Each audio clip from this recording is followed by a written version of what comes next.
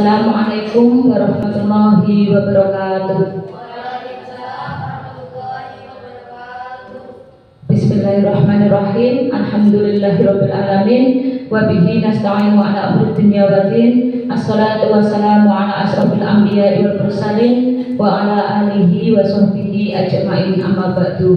Kepada yang terhormat Bapak Kepala Sekolah SDN 15 Mesuji Timur, Bapak Safi SPD, kepada Bapak Ibu Dewan Guru SDN 15 Mesuji Timur yang saya hormati, kepada Bapak Ibu Wali Murid, tamu undangan yang berbahagia.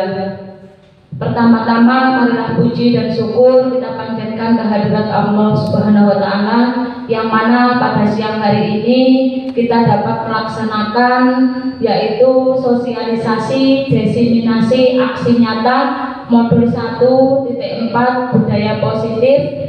Semoga acara pada siang hari ini berjalan dengan lancar dan tanpa ada halangan suatu apapun. Amin.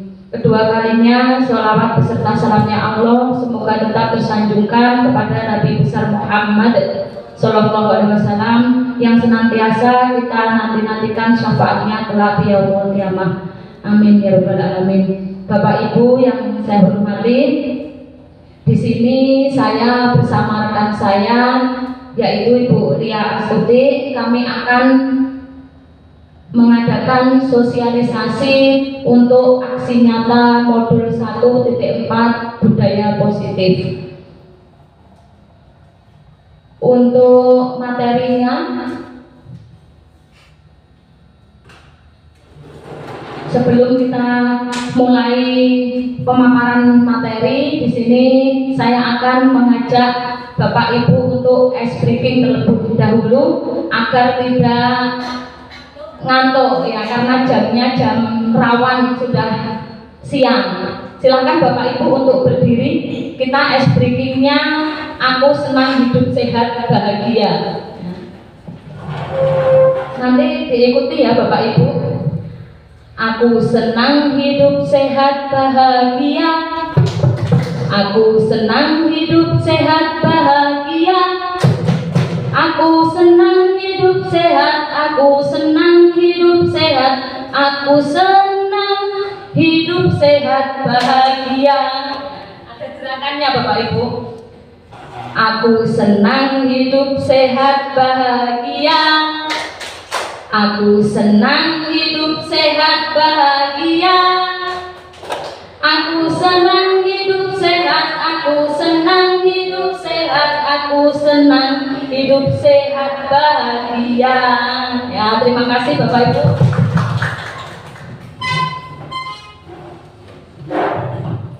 Sebagai pengantar dari modul 1.4 ini, bahwasannya untuk modul 1.4 itu tentang budaya positif Bapak Ibu. Konsep pendidikan menurut Ki Hajar Dewantara melibatkan pengakuan akan pentingnya budaya dan lingkungan positif di sekolah yang menempatkan murid sebagai fokus utama.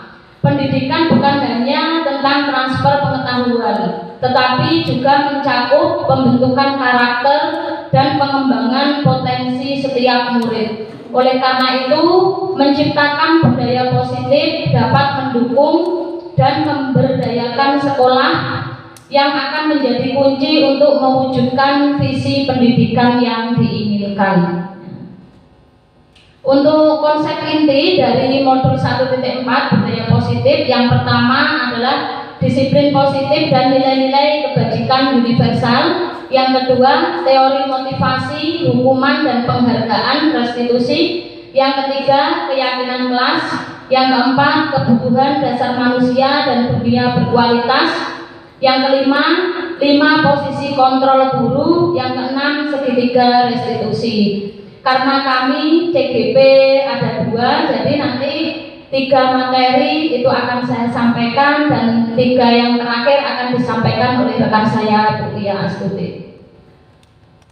Untuk eksplorasi konsep, yang pertama, yang satu adalah disiplin positif dan nilai-nilai kebajikan universal. Dalam konsep disiplin positif dan nilai-nilai kebajikan universal itu terdapat beberapa materi. Yang pertama, pembelajaran dengan paradigma baru, yaitu suatu pembelajaran dengan paradigma baru itu merupakan pembelajaran yang dirancang berdasarkan prinsip pembelajaran berdiferensiasi, sehingga para murid belajar sesuai kebutuhannya berdasarkan tahap perkembangan sesuai teori psikologi modern untuk mewujudkan profil pelajar Pancasila. Untuk profil pelajar Pancasila itu ada 6 di situ. Yang pertama, beriman, bertakwa kepada Tuhan Yang Maha Esa dan berakhlak mulia. Kemudian mandiri, berkebinekaan global, mandiri, bergotong royong, kreatif, dan bernalar kritis. Itu untuk profil pelajar Pancasila. Kemudian untuk yang selanjutnya yaitu miskonsepsi tentang teori kontrol. Yang pertama, bahwasannya ilusi guru mengontrol murid. Jadi guru itu tidak sepenuhnya bisa mengontrol murid, itu hanya ilusi. Kemudian ilusi bahwa semua penguatan positif efektif dan bermanfaat. Jadi kalau kita memberikan penguatan, memberikan penghargaan, itu tidak sepenuhnya efektif Bapak Ibu, itu hanya bersifat sementara. Kemudian ilusi bahwa kritik dan membuat orang merasa bersalah itu dapat menguatkan karakter di sini. Yang keempat, ilusi bahwa orang dewasa memiliki hak untuk memaksa. Jadi hanya ilusi, karena sebenarnya dalam modul 1.1 kemarin bahwasanya anak itu terlahir itu dengan kodratnya, bukan tabula rasa, tetapi anak itu sudah mempunyai kodratnya masing-masing, dan kita sebagai guru itu tinggal menebalkan kodratnya si anak. Kalau misalnya kodratnya itu baik, kita tebalkan. Kalau ada yang jelek, kita samakan atau kita hapus. Kemudian kita mengubah paradigma stimulus respon ke pendekatan teori kontrol. Di sini stimulus responnya realitas atau kebutuhan kita sama, tetapi kalau menurut teori kontrol kebutuhan kita itu berbeda. Jadi kita itu memandang anak itu, setiap anak itu mempunyai kebutuhan yang berbeda-beda. Kemudian semua orang melihat hal yang sama. Untuk teori kontrol, setiap orang memiliki gambaran yang berbeda. Kita mencoba mengubah orang agar berpandangan sama dengan kita. Kalau untuk teori kontrol, kita berusaha memahami pandangan orang lain tentang dunia. Jadi kalau kita menghadapi si anak, itu tidak boleh anak itu kita paksa harus berpandangan sama dengan kita, tetapi kita harus bisa belajar memahami dari anak tersebut, pandangan dari anak tersebut. Kemudian perilaku buruk dilihat sebagai suatu kesalahan. Tapi kalau untuk teori kontrol, semua perilaku itu memiliki tujuan. Jadi mungkin kalau anak melakukan suatu kesalahan, mungkin ada kebutuhan dasarnya yang belum terpenuhi. Orang lain bisa mengontrol saya. Untuk teori kontrol, hanya Anda yang bisa mengontrol diri Anda. Jadi hanya diri kita sendiri yang bisa mengontrol diri kita, mulai dari sikap, perilaku, emosi, dan lain sebagainya. Jadi bukan orang lain.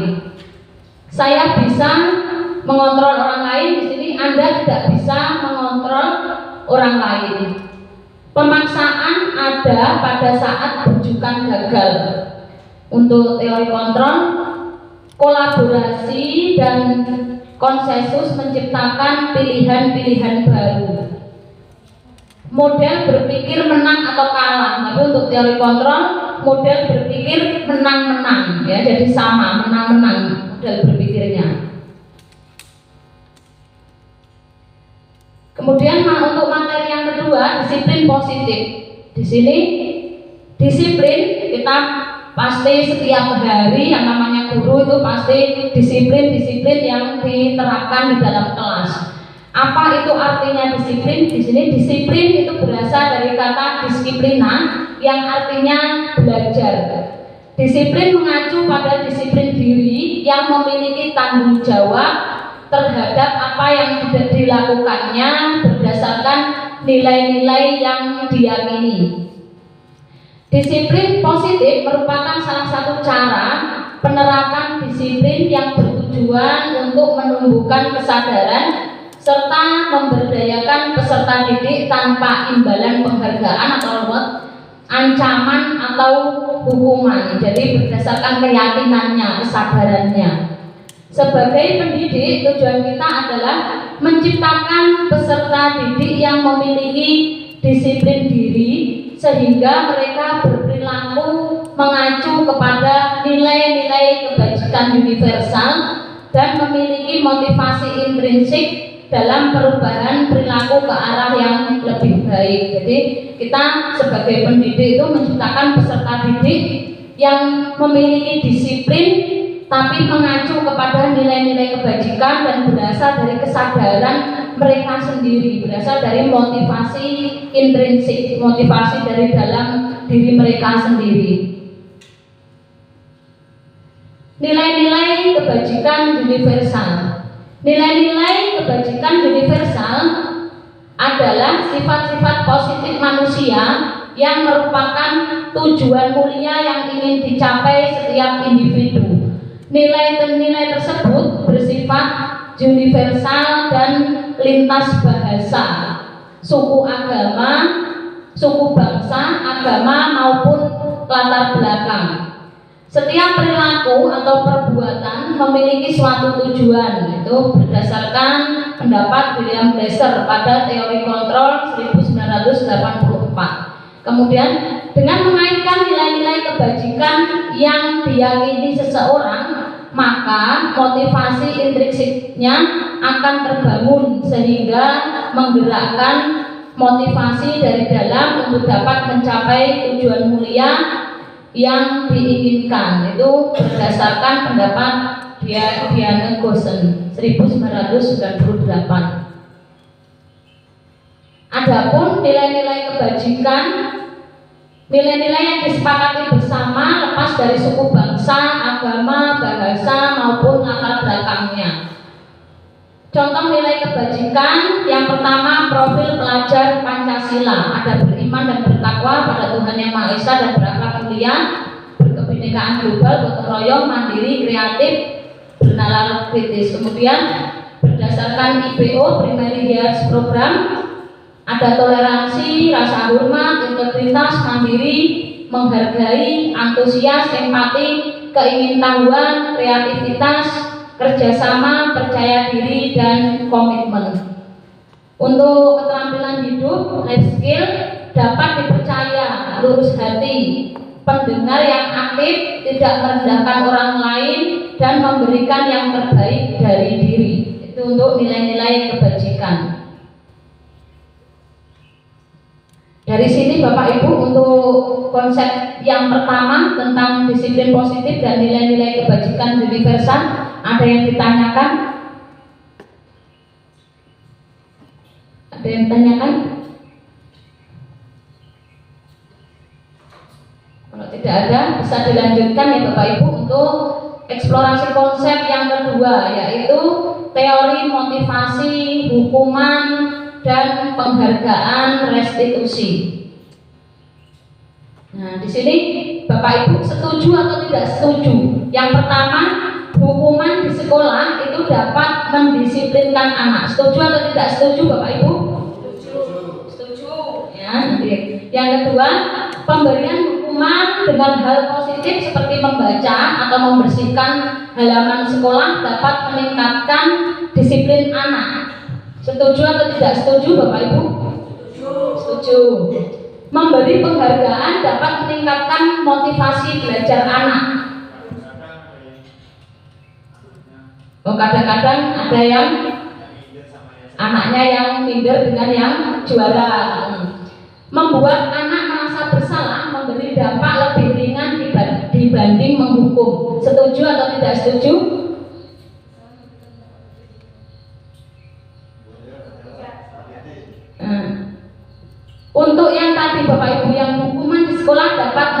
mendisiplinkan anak yang setuju bisa memberikan alasannya, tanggapannya, silakan. Assalamualaikum warahmatullahi wabarakatuh. Untuk yang nomor 1 tadi saya mengungkapkan setuju. Setidaknya kalau kita memberikan hukuman pada anak itu akan berdampak, ada rasa jelas sedikit ya Bu. Mungkin kedepannya dia tidak akan mengulanginya lagi. Jadi Bapak Ibu, untuk hukuman di sekolah dapat mendisiplinkan anak itu sebenarnya tidak, karena hukuman itu akan menyakiti anak, itu yang pertama. Kemudian yang kedua, anak itu merasa jerah, tetapi hanya bersifat sementara, hanya merasa takut itu, ya. Kemudian di situ nanti akhirnya anak akan mempunyai sifat pendendam, ya. Karena merasa tersakiti itu tadi, mereka akan bersifat pendendam. Jadi hukuman di sekolah itu dapat mendisiplinkan anak itu tidak setuju ya Bapak Ibu. Nanti kita akan belajar tentang restitusi, tentang konsekuensi hukuman, ya. Lanjut Bu.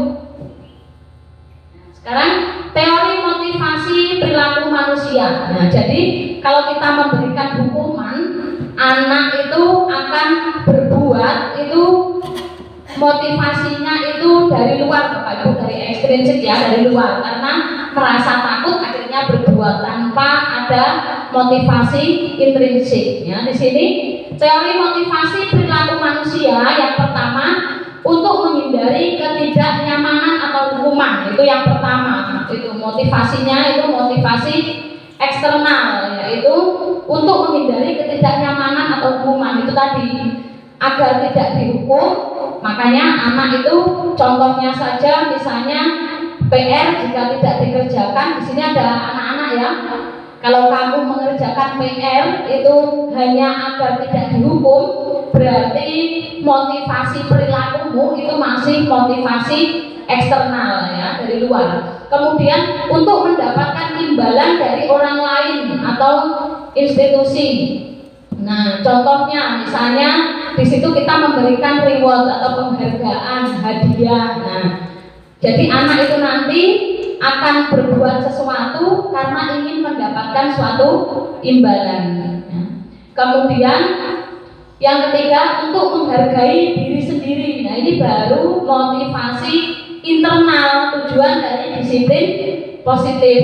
Ya, saya akui saya sendiri kemarin mengikuti CGP itu motivasinya eksternal. Tapi sekarang sudah mulai terbangun motivasi internal untuk menghargai diri saya sendiri, untuk meningkatkan kompetensi, ya. Jadi saya harus mengupgrade kompetensi saya, ya, karena sekarang zamannya itu sudah berbeda dengan zaman dulu. Jadi bedanya sangat jauh. Jadi seorang guru harus tetap mengembangkan kompetensinya. Di sini merdeka menurut Ki Hajar Dewantara, merdeka itu artinya tidak hanya terlepas dari perintah, akan tetapi juga cakap buat memerintah diri sendiri. Nah, ini anak-anak ya. Jadi merdeka itu tidak hanya terlepas dari perintah, ya, tetapi kita harus bisa memerintah diri sendiri. Oleh karena itu kalau kamu belajar itu motivasimu itu dari dalam, ya, walaupun kamu tidak disuruh orang tuamu di rumah untuk belajar, kamu yang akan belajar karena kesadaran dari dirimu sendiri. Kamu perlu ilmu, ya, kamu perlu melaksanakan tanggung jawab itu, ya. Lanjut Bu. Nah, di sini dihukum oleh penghargaan. Kita sering ya Bapak Ibu memberikan penghargaan kepada anak-anak ya, misalnya yang juara 1 kita berikan hadiah, kemudian ada lagi mungkin kalau ada ulangannya yang 100 kita berikan alat tulis atau apa. Nah, di sini bahwa penghargaan itu berlaku sama dengan hukuman dalam arti meminta atau membujuk seseorang melakukan sesuatu untuk memenuhi suatu tujuan tertentu dari orang yang meminta atau membujuk. dorongannya eksternal dan akan ada faktor ketergantungan. Jadi anak itu akan tergantung. Nanti kalau kita sering memberikan penghargaan, pasti mereka minta, Bu, kok ini nggak dikasih hadiah? Berarti kan ketika mengerjakan sesuatu itu hanya ingin mendapatkan hadiah atau penghargaan. Di sini dihukum oleh penghargaan. Jadi pengaruhnya itu jangka pendek dan jangka panjang, ya. Penghargaan itu dapat merusak hubungan. Penghargaan itu sama dengan menghukum. Penghargaan itu menurunkan kualitas. Kemudian penghargaan itu mengurangi ketepatan. Penghargaan mematikan kreativitas. Penghargaan tidak efektif. Itu penghargaan mengurangi motivasi intrinsik. Jadi motivasinya eksternal. Jadi anak-anak itu belajar motivasinya eksternal. Kemudian bentuk program kebajikan atau apresiasi. Jadi kita sekarang mengenalnya yaitu apresiasi, Bapak Ibu. Kita memberikan apresiasi, bukan hadiah ataupun penghargaan. Dalam memberikan apresiasi atau pengakuan perlu diingat beberapa hal. Yang pertama, beri pengakuan secara khusus, beri pengakuan secara pribadi, kemudian beri pengakuan kepada semua murid. Jadi bergantian, tidak hanya 1, 2, atau 3 anak saja, tapi bergantian dan konsisten. Maksudnya konsisten itu tidak hanya sehari 2 hari, ya, tetapi konsisten kita lakukan, kemudian fokus pada proses. Di sini contoh pengakuan atau apresiasi kebajikan yang dapat kita lakukan, Bapak Ibu. Untuk kalimat pembukanya, kemarin saya perhatikan, kemudian nilai kebajikannya, rasa empatimu besar sekali.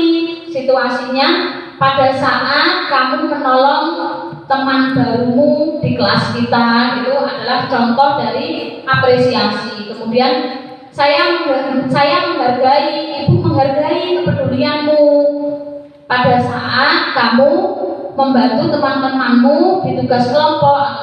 Ibu menghargai kepedulianmu pada saat kamu menjaga kebersihan kelas.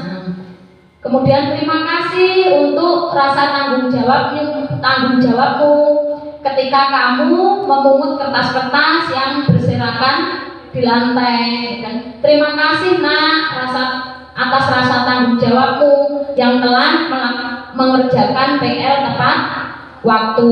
Nah, itu adalah contoh dari apresiasi kebajikan. Boleh dengan kita ucapkan dengan kalimat. Nah, di sini Bapak Ibu ada hukuman atau konsekuensi. Kalau hukuman itu hanya sepihak, jadi yang membuat keputusan itu hanya sepihak 1 orang. Kemudian menyakitkan, ya. Terus kalau konsekuensi itu ada kaitannya, Bapak Ibu, antara kesalahan dan konsekuensi itu ada kaitannya. Kalau hukuman itu tidak ada kaitannya. Di sini mencatat 100 kali di dalam buku kalimat, saya tidak akan terlambat lagi karena terlambat ke sekolah. Kira-kira hukuman atau konsekuensi, Bapak Ibu? Kalau zaman dulu kan sering ya kita mendapatkan ada seorang guru yang memberikan hukuman untuk mencatat. Itu hukuman atau konsekuensi. Kalau hukuman itu menyakitkan, nah tidak ada hubungannya, hanya dibuat oleh sepihak, tidak ada. Kalau konsekuensi itu sama-sama tahu. Nah, sudah diberikan sosialisasi, misalnya kalau tidak mengerjakan PR nanti hukumannya apa nak? Ini ya sudah dijelaskan. Kira-kira hukuman atau konsekuensi, Bapak Ibu, anak-anak, hukuman atau konsekuensi? Konsekuensi. Kemudian lari mengelilingi lapangan basket 2 kali karena terlambat hadir di sekolah, hukuman.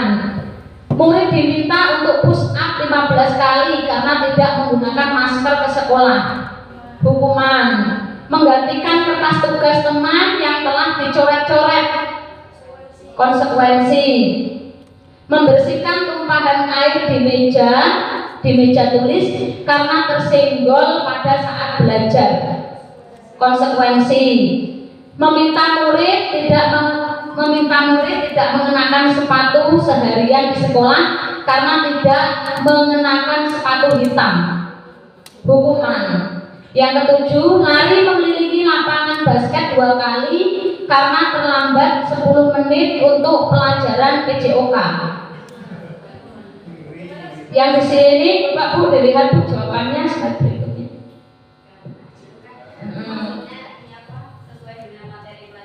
Yang pertama tadi mencatat 100 kali di dalam buku kalimat saya tidak akan terlambat lagi karena terlambat di sekolah, itu termasuk hukuman karena tidak ada kaitannya ya Bapak Ibu. Kemudian lari mengelilingi lapangan basket 2 kali karena terlambat hadir di sekolah, itu termasuk hukuman. Kenapa nomor 2 dan 7 itu ini lari tapi kok konsekuensi? Nah, mungkin ada yang bisa memaparkan. Kalau ini kan hukuman ya, kalau ini konsekuensi.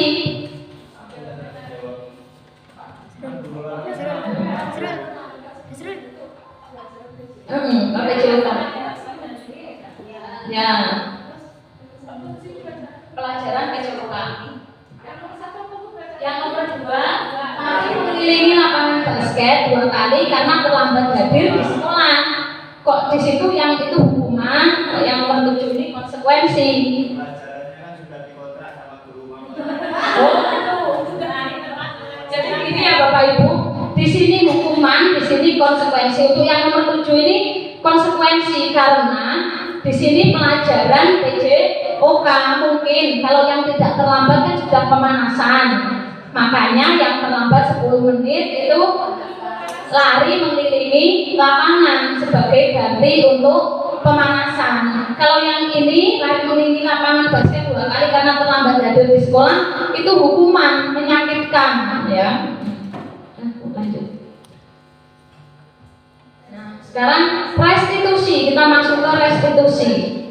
Nanti untuk segitiga restitusi akan disampaikan oleh Bu Lia. Apa itu restitusi?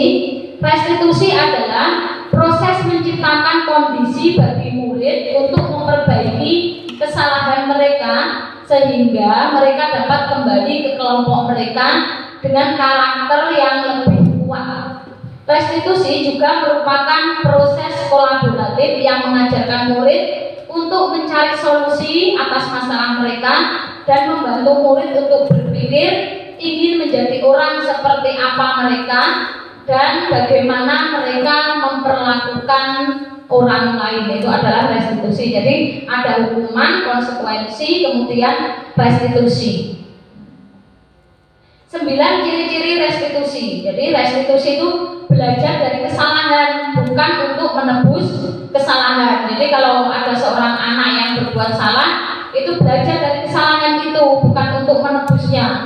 Kemudian untuk memperbaiki hubungan, yang kedua, menawarkan bukan memaksa. Restitusi diri adalah cara yang terbaik. Yang kelima, menuntut untuk melihat ke dalam diri. Yang keenam, mencari kebutuhan dasar yang mendasari tindakan. Yang ketujuh, berfokus pada karakter bukan tindakan, ya, tujuannya untuk membentuk karakter. 8, berfokus pada solusi. Jadi kita mencari solusinya. Yang ke-9, mengembalikan murid yang berbuat salah pada kelompoknya. Jadi mereka nanti akhirnya tidak malu atau tidak dikucilkan oleh kelompoknya.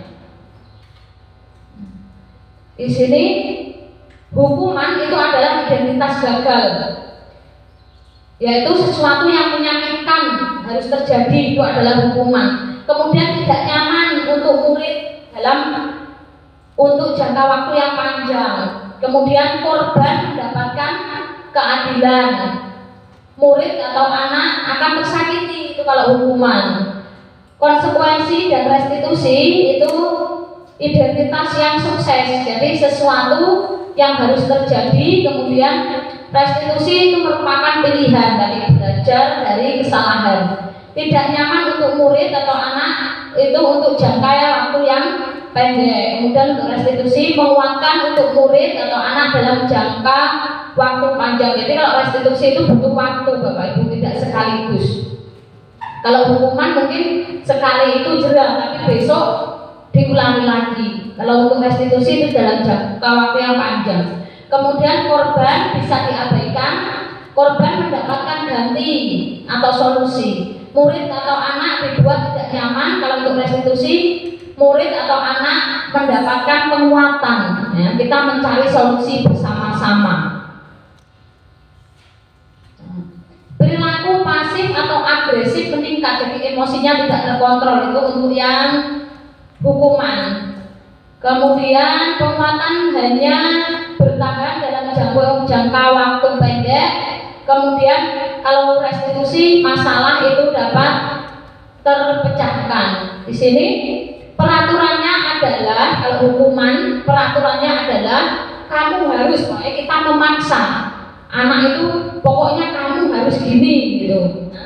Tapi kalau untuk konsekuensi, apa peraturannya? Mampukah kamu melakukannya? Nah, terima kasih. Untuk restitusi, apa yang kamu yakini? Kemudian apa yang bisa kamu lakukan untuk memperbaiki masalah ini? Jadi lebih halus lagi ya Bapak Ibu.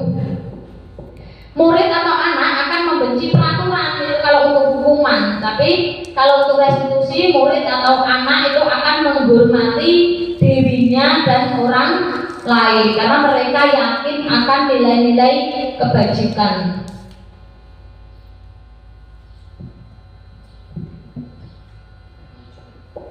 Ada pertanyaan Bapak Ibu untuk hukuman, konsekuensi, dan restitusi?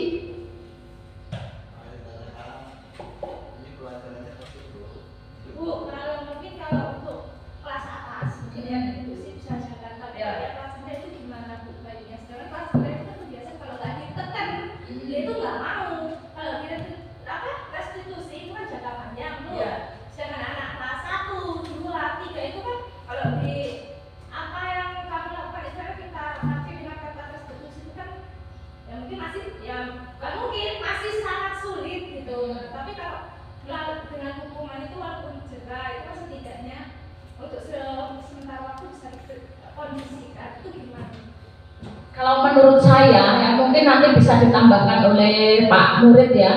Kalau menurut saya untuk kelas atas mungkin iya, restitusi itu bisa kita laksanakan sepenuhnya.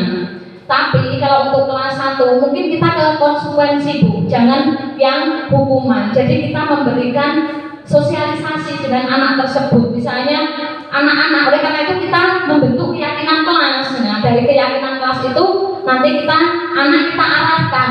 Nah, sini nak, tadi misalnya kamu nggak mengerjakan PR, kenapa alasannya itu ya. Jadi kita berusaha menghindari hukuman. Jadi kita membuat konsekuensi. Jadi membuat peraturan kelas, kemudian yang kita masukkan nanti kita buat keyakinan kelas. Jadi paling tidak itu konsekuensi, jangan hukuman. Ya, kalau hukuman kan yang namanya anak ya jerah, tapi kan jerahnya hanya sebentar gitu. Jadi kalau konsekuensi itu kita sudah memberikan sosialisasi, sudah ada kesepakatan antara kita dengan murid. Jadi kalau misalnya mereka tidak melaksanakan, ya kita tinggal tanya. Nah ya kemarin kita sudah membuat kesepakatan, kira-kira kemarin kalau tidak mengerjakan apa konsekuensinya gitu. Misalnya itu Bu, nanti saya istirahat suruh kerjakan lagi. Nah mungkin nanti kita tungguin waktu istirahat itu mereka untuk mengerjakan, itu adalah konsekuensinya. Kemudian kalau ya sebisa mungkin kita belajar untuk menerapkan restitusi Bapak Ibu, karena dengan restitusi itu anak itu tadi motivasi belajarnya, kemudian pembentukan karakternya dari mereka itu motivasinya itu dari dalam diri mereka sendiri, kesadaran mereka. Kemudian ketika mereka melakukan kesalahan itu kita bersama-sama mencari solusi, dan solusinya itu kita pecahkan bersama, belajar dari suatu kesalahan. Mungkin itu kalau menurut saya. Jadi kita setidaknya konsekuensi, jangan hukuman. Jadi ada terlebih dahulu sosialisasi dengan anaknya, membuat peraturan kesepakatan, kemudian kita buat keyakinan kelas. Ada pertanyaan lagi Bapak Ibu? Kalau tidak, kita lanjutkan untuk eksplorasi konsep yang ketiga, yaitu keyakinan kelas. Keyakinan kelas di sini, mengapa tidak peraturan saja? Pertanyaan pemantiknya, mengapa harus keyakinan kelas? Nah, mengapa kita memiliki peraturan harus menggunakan helm bila mengendarai kendaraan roda 2? Mengapa kok harus pakai helm? Agar selamat. Nah, jadi agar selamat. Kemudian mengapa kita memiliki peraturan membuang sampah di tempatnya? Agar sampahnya tidak kemana-mana, agar bersih. Kemudian mengapa kita memiliki peraturan harus datang tepat waktu pada saat mengikuti pelatihan? Agar tidak tertinggal materi. Jadi kalau yang ini tadi, mengapa menggunakan helm agar selamat? Nah, itu masih motivasinya masih eksternal Bapak Ibu ya, karena agar selamat gitu. Jadi maksudnya hanya biar tidak nanti ketika jatuh tidak luka gitu. Jadi masih eksternal. Ya, itu kita membalikan ke nilai-nilai atau keyakinan-keyakinan yang kita yakini. Kalau keselamatan itu penting, walaupun tidak ada peraturan untuk memakai helm, pasti kita akan mengambil helm, kita pakai. Nah, jadi kan kebanyakan orang kalau jalan naik motor itu dilintas tidak memakai helm. Nah, padahal itu penting. Jadi sebenarnya peraturan yang seperti itu harusnya itu berawal dari motivasi intrinsik. Jadi walaupun tidak ada peraturan, kalau memang kebersihan itu penting, jadi walaupun tidak ada peraturan, kalau kita sadar akan pentingnya kebersihan, pasti sampah itu akan kita punguti, kita buang ke tempat sampah. Di sini keyakinan kelas yaitu nilai-nilai kebajikan universal yang disepakati guru dan murid secara tersirat dan tersurat, lepas dari latar belakang suku, negara, bahasa maupun agama. Kalau keyakinan kelas antara guru dan murid di kelas itu ya Bapak Ibu. Kalau keyakinan sekolah itu yang disepakati oleh semua warga sekolah.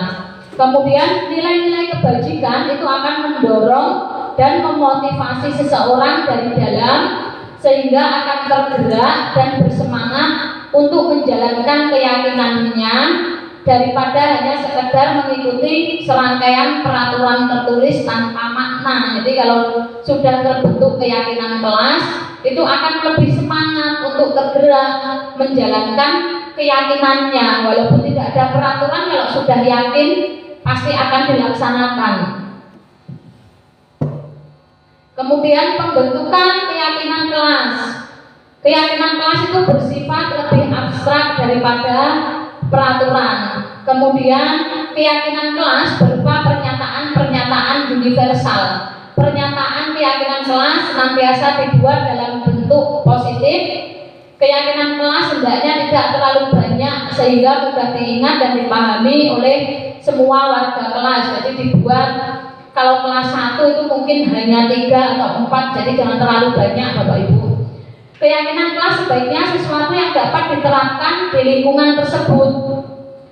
Semua warga kelas hendaknya ikut berkontribusi dalam pembuatan keyakinan kelas lewat kegiatan curah pendapat.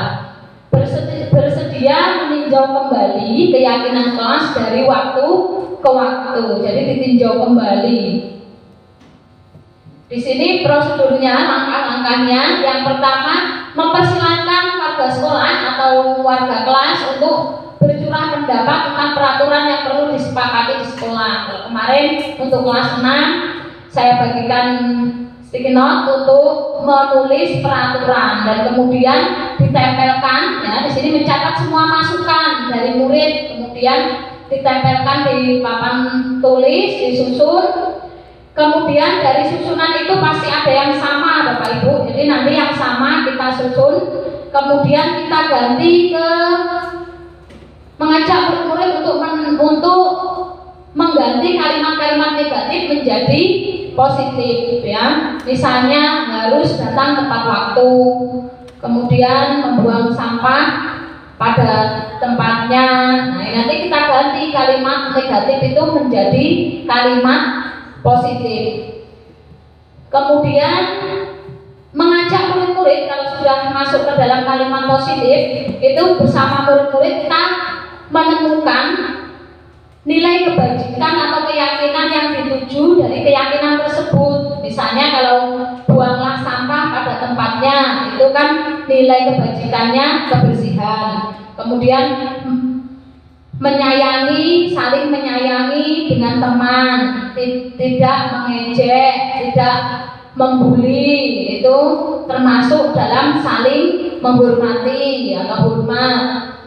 Kemudian tinjaulah keyakinan kelas secara bersama-sama. Kalau sudah kita tinjau, setelah itu setelah keyakinan kelas selesai dibuat, maka semua warga kelas dipersilakan meninjau ulang dan menyetujuinya dengan menandatangani keyakinan kelas. Kalau untuk kelas 6 kemarin sudah cap 3 jarinya Bapak Ibu di keyakinan kelas. Kemudian keyakinan kelas selanjutnya bisa dilekatkan di dinding kelas di tempat yang mudah dilihat oleh semua warga kelas. Dan kemudian untuk agar lebih menghafal itu setiap pagi keyakinan kelas itu dibaca bersama-sama. Itu untuk keyakinan kelas.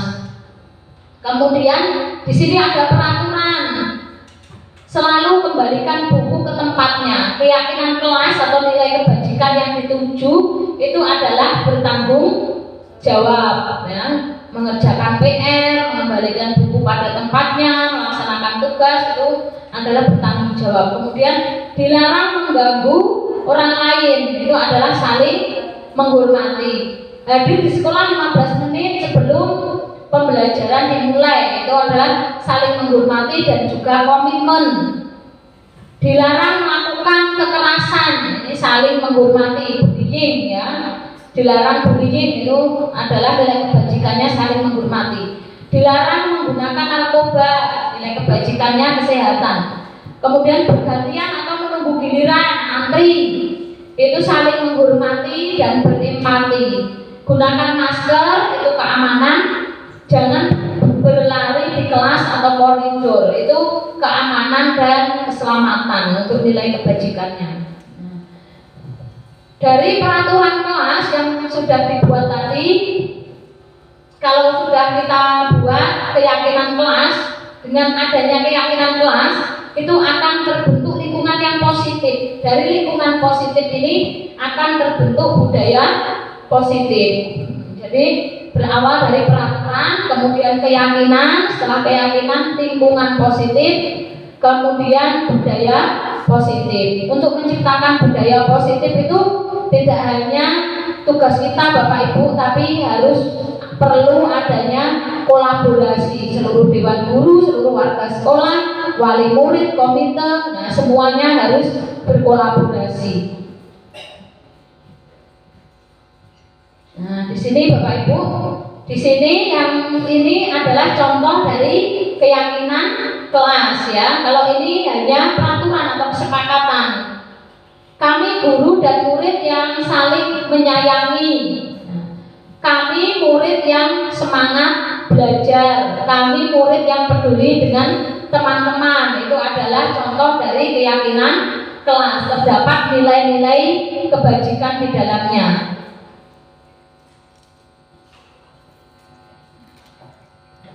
Keyakinan kelas itu dapat kita tuangkan ke dalam diagram Z atau di sini kegiatan tampak seperti, tidak tampak seperti. Kalau misalnya nilai kebajikan yang kita ambil itu adalah hormat, kegiatan tampak seperti itu adalah datang tepat waktu, kemudian menyapa teman dan guru setiap hari, mengembalikan barang teman yang telah dipinjam dan mengucapkan terima kasih, itu adalah tampak seperti ya.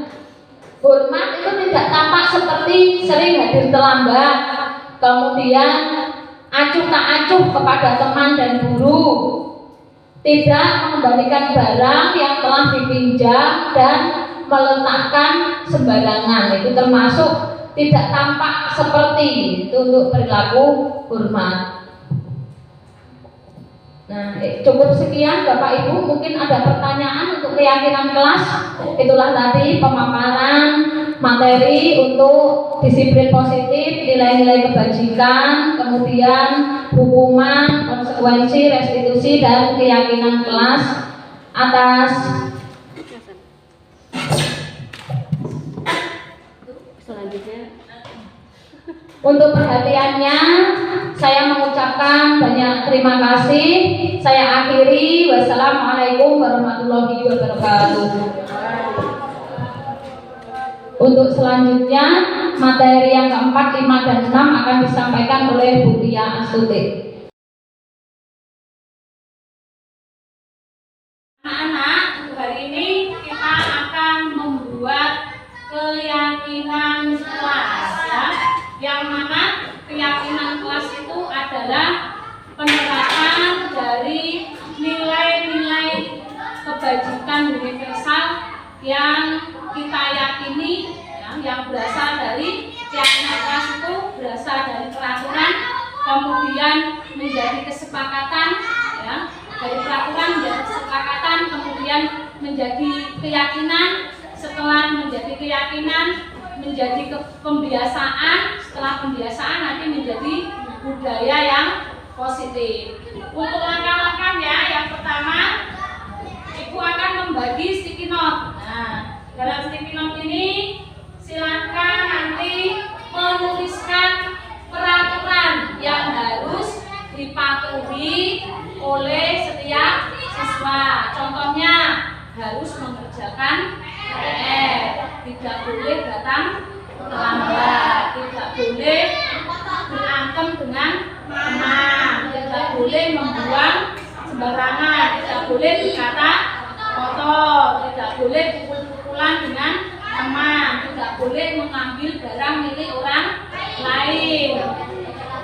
Di dalam kelas harus memakai kaos kaki, ya, itu seperti itu contohnya, ya. Nanti setiap anak Ibu beri 3 kartu. Nah, setiap kartu diisi 1 peraturan, ya. Tidak harus sama dengan teman di sebelahnya. Kalian punya peraturan sendiri, ya. Kamu ingin menuangkan peraturannya apa? Nanti kita kumpulkan, kita nempelkan di papan tulis, kemudian kita analisis, ya. Kita analisis, kita kelompokkan mana yang termasuk ke dalam nilai kebajikan hormat, nilai kebajikan kebersihan, dan lain sebagainya, ya. Ini bukan dulu sticky note-nya. Ya, itu termasuk peraturan, harus menghormati dulu.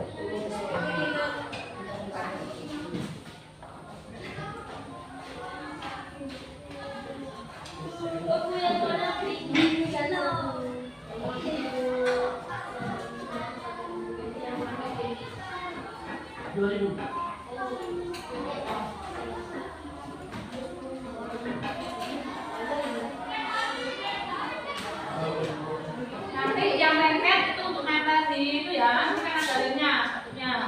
Jadi kamu nulisnya di bagian yang nggak ada lemnya, yang lemnya nanti untuk ditempelkan di papan tulis.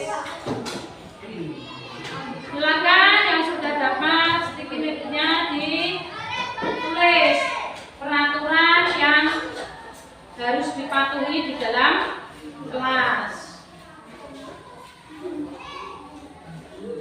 Yang ada lemnya, ini ada lemnya, nanti ditempelkan di papan tulis. Yang nggak ada lemnya itu kamu nulisnya di yang nggak ada lemnya. Nanti yang ada lemnya ditempel, jangan kebalik. Tulis 3 peraturan. Dapat sendiri-sendiri.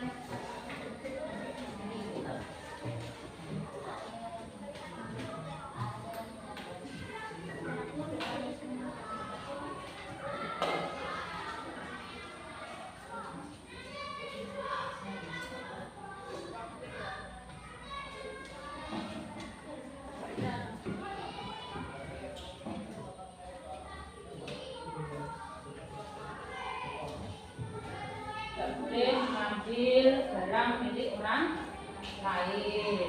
Misalnya.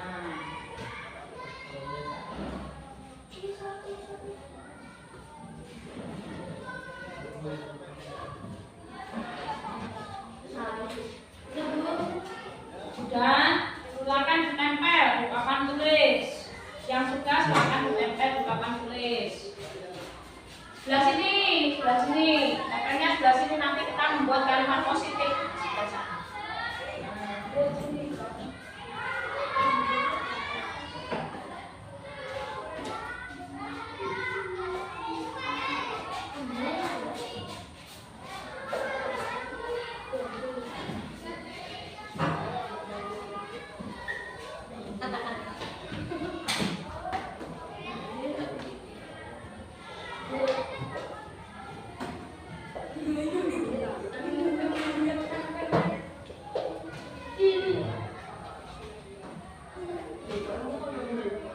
Dan yang sudah silakan ditempelkan di papan tulis. Nanti kita identifikasi.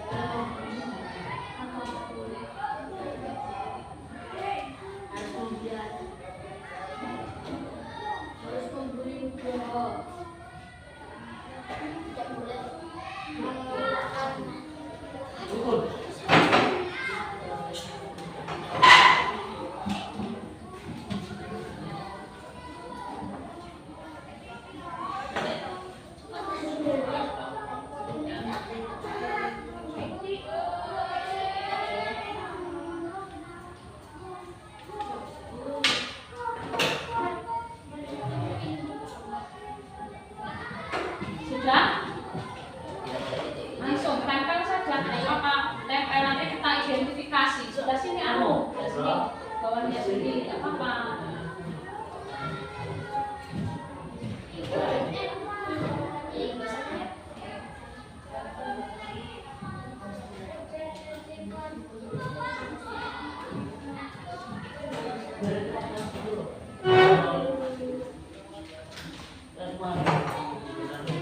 Sini dari sini.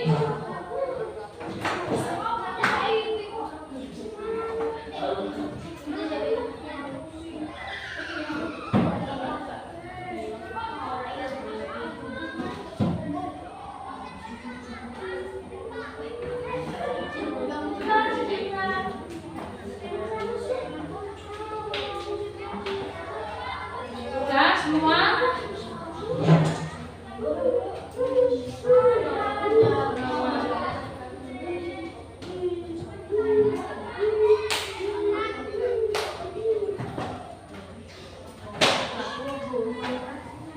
Silahkan ditempel. Nanti setelah ini kita identifikasi peraturan-peraturan apa saja yang kalian tulis. Berarti nanti kalau sudah kita identifikasi, sini sebelah sini, sebelah sini, sebelah sini, atau di sini. Tidak boleh mengecek anak yatim. Halo.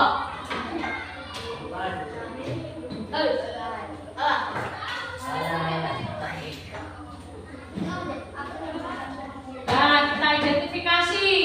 Nandes, depan, perhatikan. Yang pertama di sini ada bicara sopan kepada guru, kemudian hormati guru dengan baik. Ini jadi satu ya, ini satu kelompok. Berarti rasa hormat. Kemudian masuk kelas tepat waktu. Ini masuk kelas tepat waktu. Nah, ini satu kelompok lagi. Ini yang ini. Nah, saling membantu. Ini saling membantu teman. Nah, ini juga satu kelompok. Tidak boleh telat berangkat sekolah. Tidak boleh telat berangkat sekolah. Kemudian harus saling membantu. Tadi sudah ya, saling membantu. Bicara yang sopan. Harus menghormati guru. Tadi sudah ya. Bicara sopan kepada guru. Bicara yang sopan. Harus menghormati guru. Itu satu. Berarti satu ya, satu kelompok. Kemudian tidak boleh berbicara saat guru menjelaskan. Berarti ini juga termasuk bicara sopan kepada guru. Kemudian membuang sampah pada tempatnya. Membuang sampah pada tempatnya.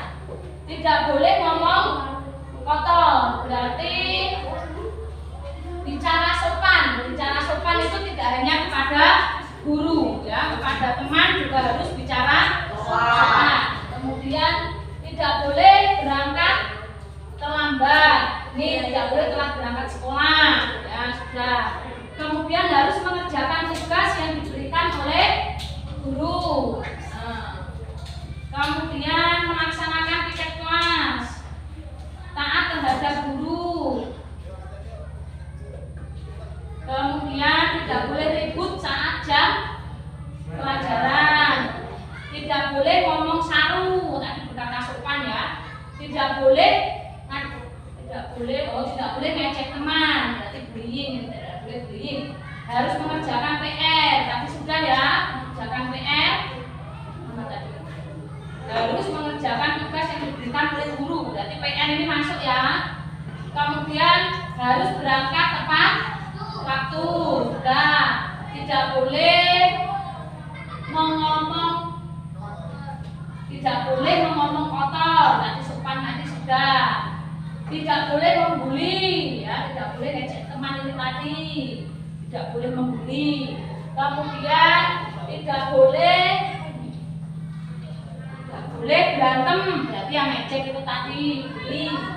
Tidak boleh merusak fasilitas sekolah. Tidak boleh merusak fasilitas sekolah. Tidak boleh ejek-ejekan, berarti tidak boleh mengejek teman. Kemudian menghargai guru ketika menjelaskan. Tadi di sini ya bicara sopan ini. Sudah termasuk bicara sopan, menghargai berarti. Tidak datang terlambat ke sekolah. Tidak boleh berkata kotor. Ini tidak boleh berkata kotor. Tapi bicara sopan. Jangan jahil, tidak ejek-ejekan. Berarti ini ya tidak boleh ngejek teman ya. Kemudian tidak boleh membuli teman, tidak boleh mengambil barang orang lain. Kemudian tidak boleh ejek-ejekan, tidak boleh mengejek, tidak boleh membuli, tidak boleh bullying, tidak boleh memukul teman, tidak boleh ejek-ejekan. Harus memakai atribut yang lengkap. Harus memakai atribut yang lengkap. Kemudian tidak ejek-ejekan, tidak boleh mencuri, berarti mengambil barang milik orang lain. Ini tidak boleh mengambil barang atau orang milik orang lain, sama dengan ini. Tidak boleh berkata kotor, dilarang membuli sesama teman, sopan dan santun terhadap guru. Sudah ya. Jadi nah, sekarang dari beberapa pernyataan ini yang sudah kita identifikasi, di sini nanti kita masukkan ke dalam kalimat positif. Nah, ini yang pertama, bicara sopan kepada guru. Di sini berarti kalimat positifnya dan santun. Bersikap sopan dan santun terhadap guru dan teman. Ini yang pertama. Ini ya, bicara sopan tadi, sikap sopan santun terhadap guru dan teman. Kemudian masuk kelas tepat waktu. Jadi kalimat positifnya datang tepat, datang ke sekolah, datang ke sekolah tepat waktu. Nah, ini datang ke sekolah tepat waktu. Kemudian saling membantu, berarti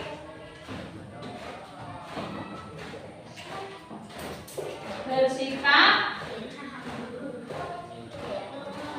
saling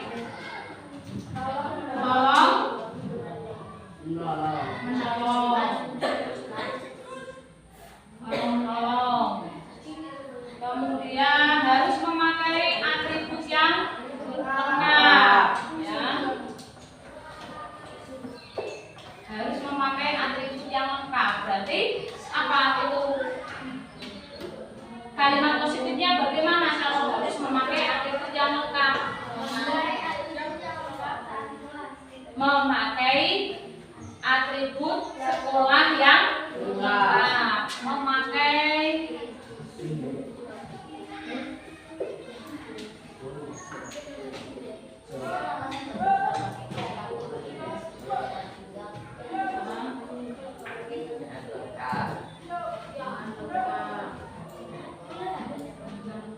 kemudian harus mengerjakan tugas yang diberikan oleh guru. Berarti di sini kalimat positifnya selalu mengerjakan PR, selalu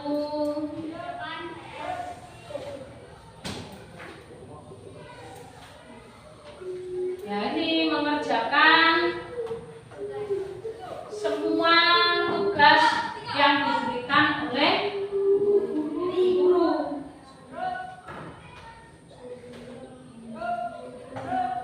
Mengerjakan semua tugas yang diberikan oleh guru. Ya, namanya tugas ya, tidak hanya PR, semua tugasnya. Kemudian melaksanakan piket kelas. Melaksanakan piket kelas. Melaksanakan piket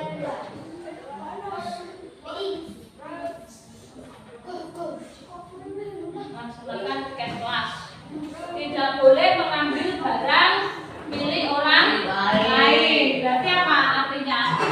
Menjaga barang milik orang lain. Menjaga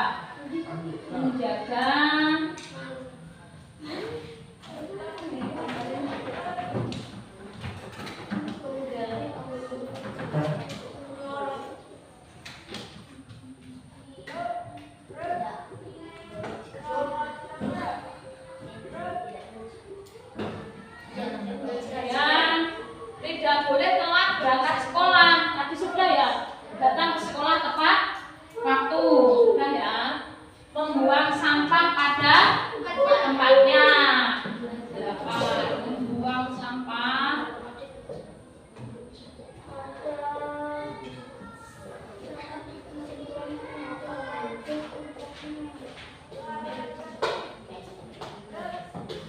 tempatnya. Kemudian tidak boleh ribut saat jam pelajaran. Berarti tidak boleh ribut. Kalimat positifnya tidak boleh ribut. Menjaga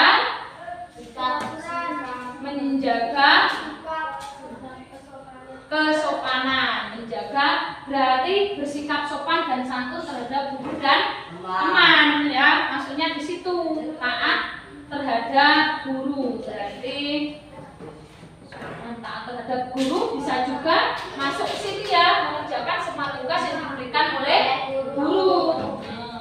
Kemudian tidak boleh ribut saat jam pelajaran. Menjaga keamanan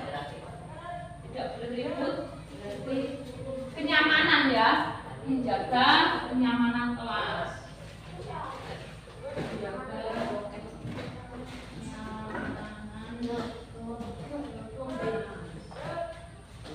Tidak boleh ngejek teman, berarti bersikap saling apa? Tidak mengejek, saling menghormati, ya. Bersikap saling menghormati dengan teman. Nah, kemudian yang terakhir, tidak boleh merusak fasilitas sekolah. Menjaga fasilitas sekolah. Menjaga fasilitas sekolah. Dari kalimat positif ini nanti kita kumpulkan lagi, ya, berdasarkan nilai kebajikan. Yang pertama, bersikap sopan dan santun terhadap guru dan teman. Nilai kebajikannya apa? Sopan dan santun. Bersikap sopan dan santun terhadap guru dan teman. Berarti kesantunan, ya. Nilai kebajikannya adalah kesantunan. Ini yang pertama, nilainya kesantunan. Nilai kebajikannya kesantunan. Kemudian datang ke sekolah tepat waktu, memakai atribut sekolah dengan lengkap, mengerjakan semua tugas yang diberikan oleh guru, melaksanakan piket kelas, menjaga fasilitas sekolah, menjaga kenyamanan kelas, termasuk apa itu? Bentuk tanggung jawab. Berarti yang ini, ya, datang ke sekolah tepat waktu, kemudian memakai atribut sekolah dengan lengkap, mengerjakan tugas yang diberikan guru, melaksanakan piket kelas, kemudian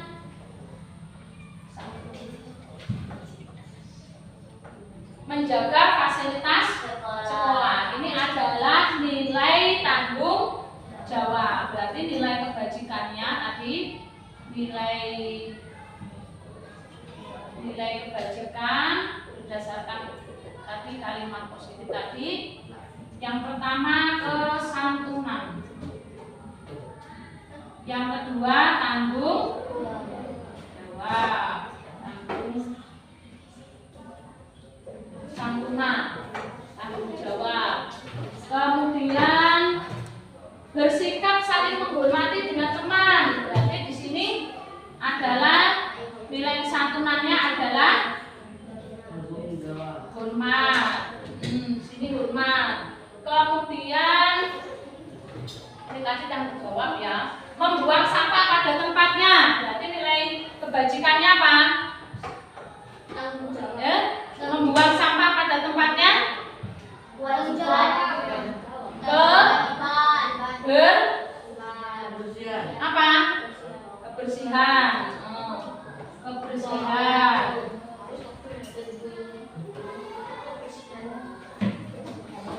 Kebersihan.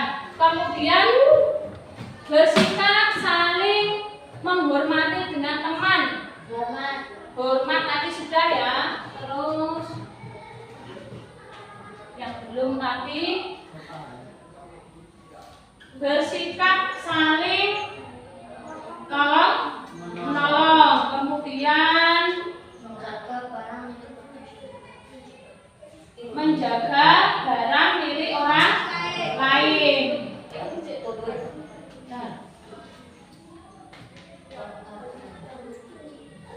Berarti yang bullying tadi tidak boleh mengejek tadi masuk ke dalam bersikap saling menghormati dengan teman, ya. Ada kesantunan, tanggung jawab, hormat, kebersihan, kemudian menjaga barang milik orang lain. Nilainya apa? Menjaga barang milik orang lain.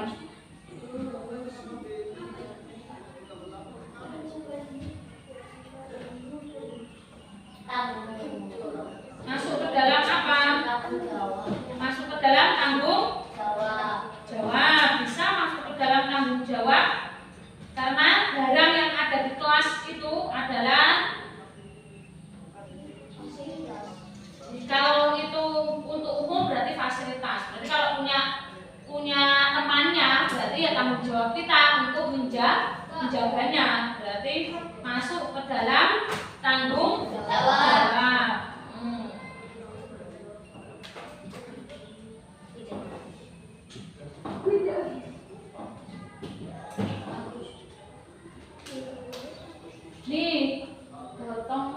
bersikap saling tolong menolong, berarti masuk ke dalam gotong royong, ya, gotong royong.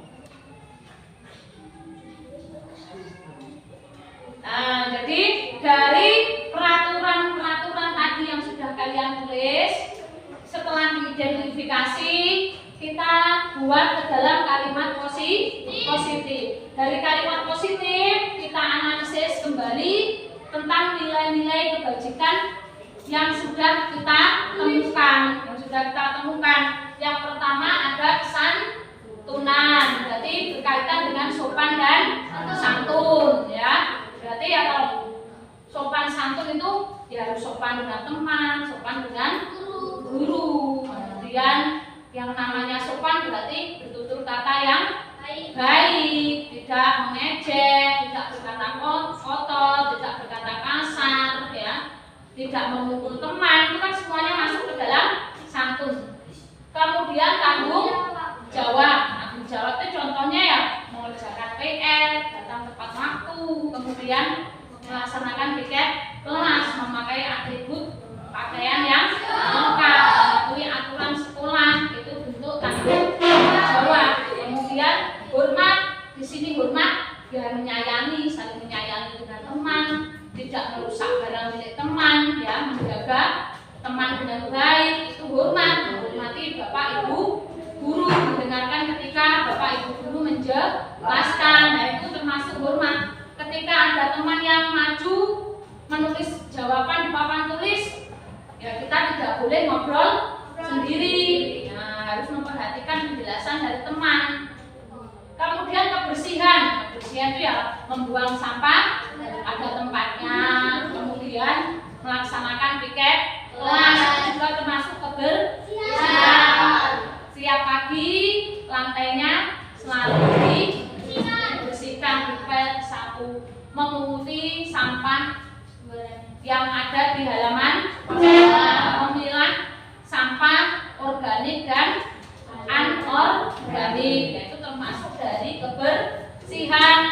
Tidak hanya itu saja, yang nilai kebersihan di sini mulai dari pakaian, kuku tidak boleh panjang, rambut harus dicukur, ya, baju seragam sesuai dengan hari yang dipakai itu sesuai dengan harinya. Kalau Senin ya merah putih, kalau Sabtu pramuka, ya, kalau waktu olahraga memakai kaos kaki. Kebersihan setiap pagi berangkat sekolah itu mandi, gosok gigi, nah itu kebersihan.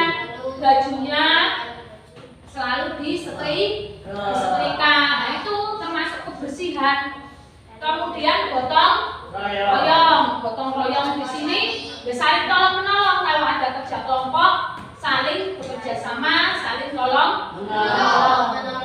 Jadi nilai-nilai kebajikannya kita temukan ada kesantunan, tanggung jawab, hormat, kebersihan, dan gotong royong.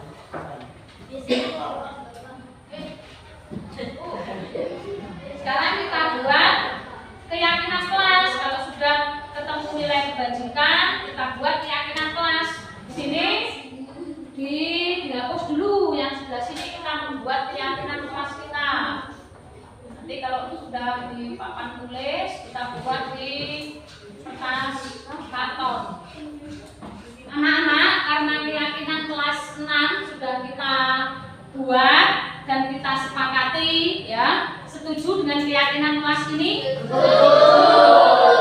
Kalau setuju, kalau kamu memilih setuju, berarti kamu harus bisa menerapkannya dalam kelas, ya, dalam kelas setiap hari. Silakan coba kita baca bersama-sama keyakinan kelas 6. Ya, kita baca keyakinan kelas 6. 1.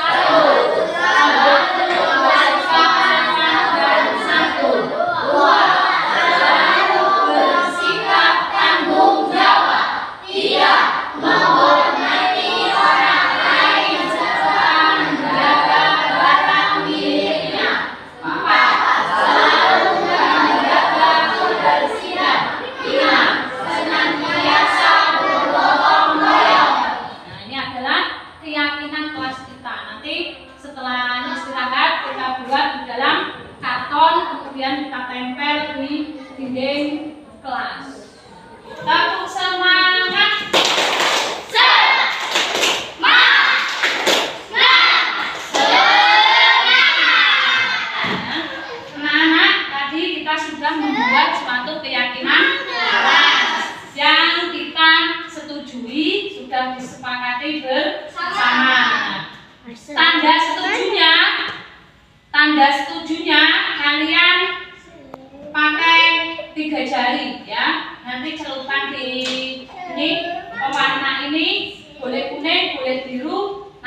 ditempelkan di sini sebagai bukti kalau kalian setuju sepakat untuk melaksanakan keyakinan. Nah, silakan dari Nugroho. Boleh biru, boleh kuning. Tangan tiga ini aja. Boleh kanan, boleh kiri. Ayo. Rapli, nah, Rapli, boleh biru, boleh kuning. Langsung cuci tangan. Ayo, Nopal. Ayo, Arman.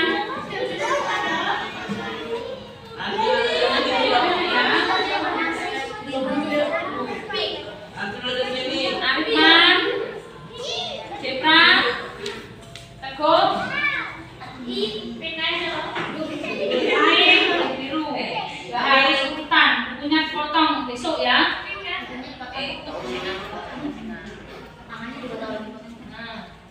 Ayo Dasun, Nandes, Ahmad, Jamil, langsung susun.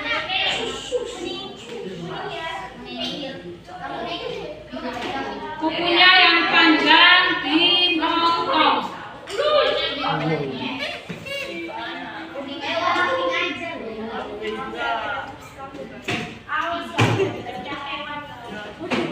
Ayo lanjut langsung. Boleh kuning, boleh biru.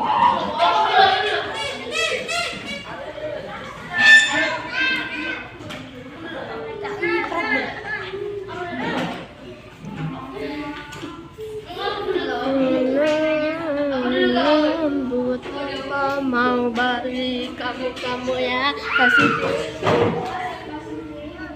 jadi direkam ini tembak kameranya Sari pasti megangnya pegel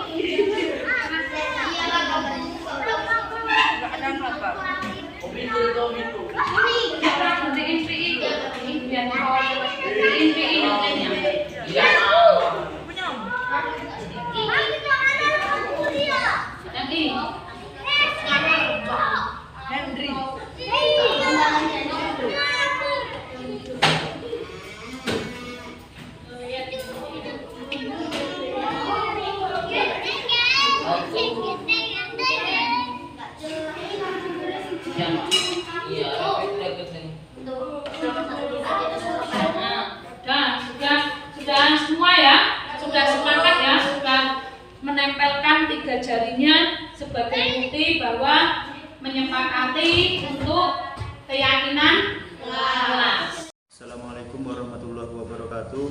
Dari sosialisasi diseminasi budaya positif, saya mendapatkan beberapa materi dari CGP Angkatan 11, yaitu yang pertama mengubah hal-hal lama yang tadinya menghukum menjadi konsekuensi, kemudian guru harus berpihak kepada murid dan guru juga harus sebagai teman, pemantau dan manajer. Mungkin itu saja yang dapat saya terima. Kurang dan lebihnya saya mohon maaf. Wassalamualaikum warahmatullahi wabarakatuh. Assalamualaikum warahmatullahi wabarakatuh. Perkenalkan, nama saya Laili dari kelas 6. Dari pembelajaran ini saya dapat mengetahui cara agar menjadi murid yang lebih baik dan memahami tentang penguatan profil proyek belajar Pancasila. Perasaan saya sangat senang karena bisa tahu tahapan keyakinan kelas dan penerapan nilai-nilai profil pelajar Pancasila. Terima kasih. Wassalamualaikum warahmatullahi wabarakatuh.